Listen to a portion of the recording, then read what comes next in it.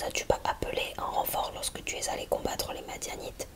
Et ils s'en prirent violemment à lui. Mais Gédéon leur répondit: Que représentent mes exploits en comparaison aux vôtres? Votre intervention, Jean d'Éphraïm, même limitée, n'a-t-elle pas plus de valeur que les succès obtenus par mon propre clan, le clan d'Abiézer? C'est à vous que Dieu a livré les chefs madianites Horeb et Zeb. Je n'ai rien réussi de comparable. Cette réponse de Gédéon calma la colère des Éphraïmites. Gédéon à l'est du Jourdain. Gédéon et ses 300 hommes atteignirent le Jourdain et le traversèrent. Ils étaient épuisés, mais ils continuèrent à poursuivre leurs ennemis. Ils arrivèrent à la ville de Sukkot, et Gédéon dit aux habitants: Distribuez des galettes de pain aux hommes qui m'accompagnent, car ils sont épuisés. Je suis à la poursuite des rois madianiques Zéba et Salmouna. Les chefs de la ville lui répondirent: Pourquoi devrions-nous donner à manger à ta troupe? Tiens-tu déjà Zéba et Salmouna à ton pouvoir? Eh bien, riposta Gédéon, quand le Seigneur m'aura livré Zéba et Salmouna, je vous déchirerai la peau avec des épines et des chardons du désert. De là, Gédéon se rendit à Pénuel, où il présenta la même demande aux habitants. Ceux-ci lui répondirent de la même manière que les gens de Sukkot. Gédéon leur déclara: Quand je reviendrai après ma victoire, je démolirai la tour de votre ville.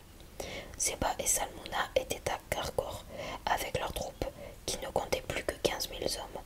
C'était tout ce qui restait de l'armée des nomades de l'Orient, car 120 000 soldats avaient été tués. Gédéon prit la route que suivent les nomades à l'est de Noba et de Yogboa, et il attaqua le camp ennemi qui se croyait en sécurité. Les deux rois madianites, Zéba et Salmouna, s'enfuirent, mais il les poursuivit, les captura et sema la panique dans toutes leurs troupes.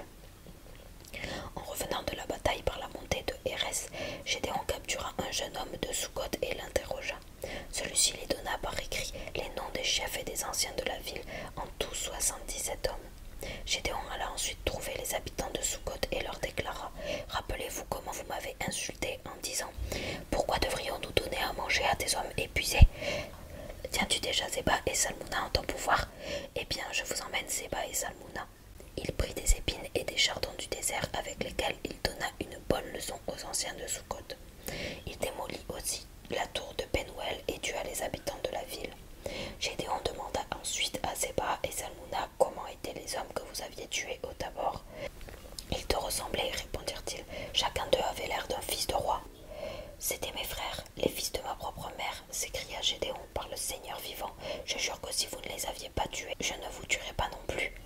Il ordonna alors à Yéter, son fils aîné: Vas-y, tue-les. Mais le jeune garçon n'osa pas tirer son épée, il était encore jeune et il avait peur. Zéba et Salmouna dirent à Gédéon: Tue-nous donc toi-même, car c'est à un homme véritable de le faire.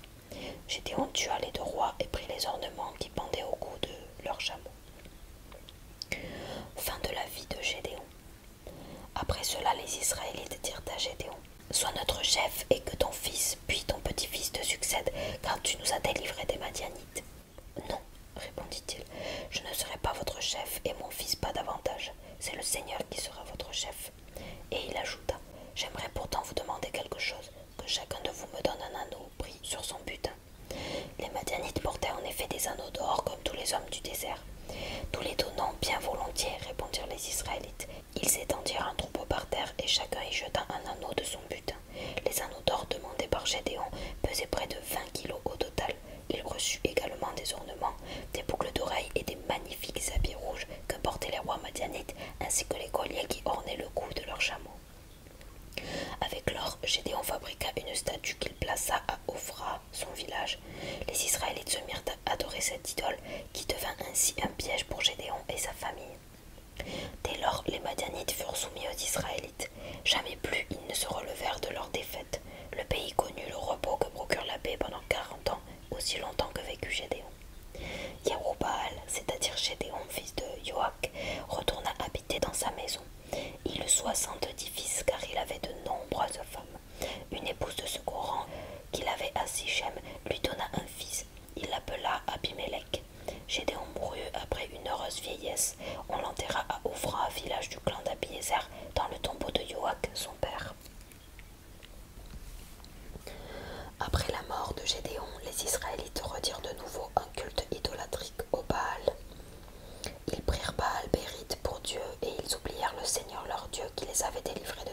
ennemis alentour. Ils ne montrèrent aucun attachement à la famille de Gédéon, dit Yerubbaal, en reconnaissance de tout le bien que celui-ci avait accompli en faveur d'Israël. Abimélec devient roi à Sichem. 9. Abimélec, fils de Yerubbaal, c'est-à-dire Gédéon, se rendit à Sichem pour parler avec ses oncles maternels et toute la famille de sa mère. Il leur dit: allez demander aux citoyens de la ville s'ils préfèrent être gouvernés par les 70 fils de Yerubbaal ou par un seul homme. Et rappelez-vous que je suis de votre famille. Les oncles d'Abimélec allèrent répéter ces paroles aux citoyens de Sichem. Ceux-ci décidèrent de prendre parti pour lui parce qu'il était un des leurs. Ils lui donnèrent 70 pièces d'argent provenant du temple de Baal-Bérith. Avec cet argent, Abimélec paya les vauriens et les aventuriers pour qu'ils le suivent.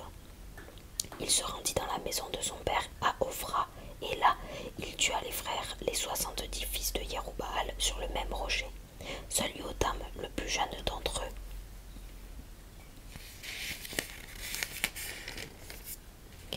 en réchappa car il s'était caché. Les citoyens de Sichem et toute la population de Beth Milo se rassemblèrent. Ils se rendirent aux chênes de Sichem à côté de la pierre dressée et proclamèrent Abimélec roi. La fable de Yotam. Yotam en fut informé. Il monta au sommet du mont Garizim et s'écria aussi fort qu'il put: écoutez-moi, gens de Sichem, si vous voulez que Dieu vous écoute. Un jour, les arbres décidèrent de se choisir un roi. Ils dirent à l'olivier: règne sur nous. Mais l'olivier répondit: croyez-vous que je vais renoncer à produire de l'huile, appréciée par les dieux et par les hommes, pour me fatiguer à gouverner les autres arbres? Les arbres dirent alors au figuier: toi, viens régner sur nous. Mais le figuier répondit: croyez-vous que je vais renoncer à produire des fruits sucrés et délicieux pour me fatiguer à gouverner les autres arbres? Ils dirent ensuite à la vigne: toi, viens régner sur nous. Mais la vigne répondit: croyez-vous que je vais renoncer à produire du vin qui remplit de joie les dieux et les hommes pour me fatiguer à gouverner les autres arbres? Finalement, les arbres s'adressèrent d'un commun accord au buisson d'épines. Toi, viens régner sur nous, lui dirent-ils. Et le buisson d'épines leur répondit: si vraiment vous voulez me choisir comme roi, venez vous placer sous mon ombre. Si vous ne le faites pas, qu'un feu jaillisse de mes épines et brûle même les cèdres du Liban. Yotam continua: quant à vous, avez-vous agi de façon droite et loyale lorsque vous avez proclamé Abimélec roi? Vous êtes-vous conduit correctement envers Yerubbaal et sa famille? Lui avez-vous été reconnaissant des services qu'il vous a rendus? Mon père a combattu pour vous, il a risqué sa vie pour vous délivrer des Madianites. Et voilà qu'aujourd'hui vous vous êtes soulevé contre la famille. Vous avez tué ses fils, 70 hommes sur un même rocher. Mais Abimélec, le fils qu'il a eu de sa servante, vous l'avez proclamé roi sur les citoyens de Sichem, car il est votre compatriote. Si aujourd'hui vous avez agi de façon droite et loyale envers Yerubbaal et sa famille, qu'Abimélec fasse votre bonheur et vous le sien. Sinon, qu'un feu sorte d'Abimélec pour brûler les citoyens de Sichem et la population de Beth Milo, et qu'un feu sorte des habitants de Sichem et de Beth Milo pour brûler Abimélec. Puis Yotam s'enfuit et alla se réfugier à Béra parce qu'il avait peur de son frère Abimélec. La révolte de Sichem contre Abimélec. Abimélec exerça le pouvoir sur Israël pendant 3 ans. Après quoi Dieu envoya un esprit de discorde entre le roi et les citoyens de Sichem, et ceux-ci se révoltèrent contre Abimélec. De cette manière, ils allaient tous payer pour leurs crimes. Abimélec parce qu'il avait tué ses frères, les 70 fils de Yerubbaal, et les Sichémites parce qu'ils s'étaient fait des complices de ce massacre. Pour faire du tort à Abimélec, les citoyens de Sichem portèrent les hommes en embuscade sur les hauteurs proches de la ville. Ces hommes dévalisaient les voyageurs passant à leur portée. Abimélec en fut informé. Un jour, Gaal, fils d'Ébed, arriva à Sichem avec ses frères. Les citoyens de la ville placèrent leur confiance en lui. Ils allèrent dans leurs vignes, récoltèrent les raisins et les pressèrent, puis ils organisèrent une fête.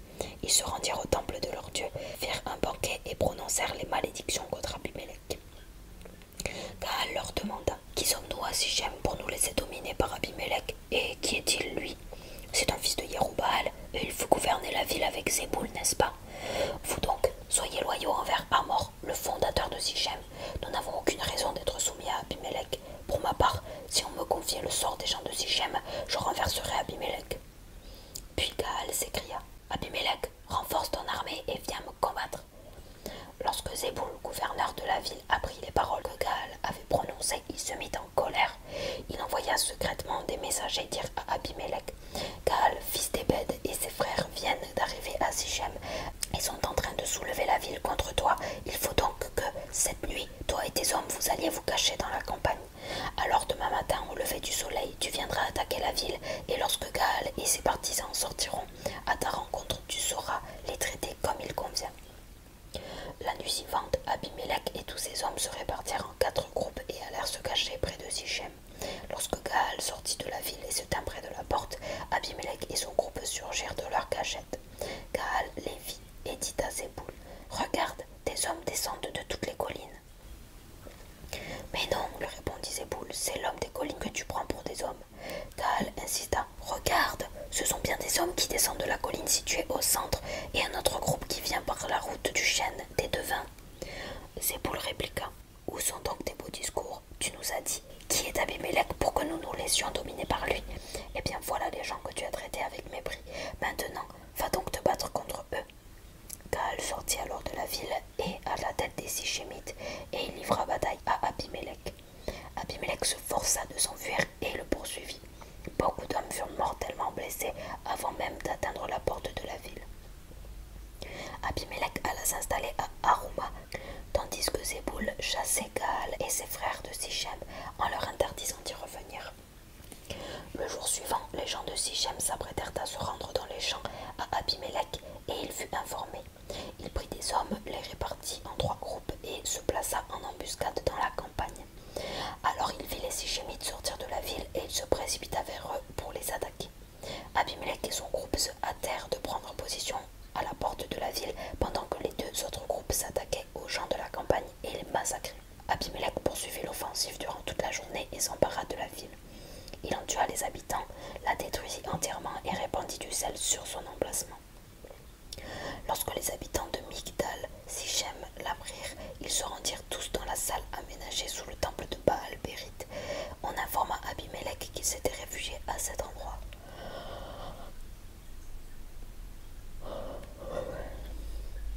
Il partit alors sur le mont Salmon avec les hommes. Il prit une hache, coupa une branche d'arbre et la mit à son épaule. Il ordonna à ses hommes de se dépêcher d'en faire autant.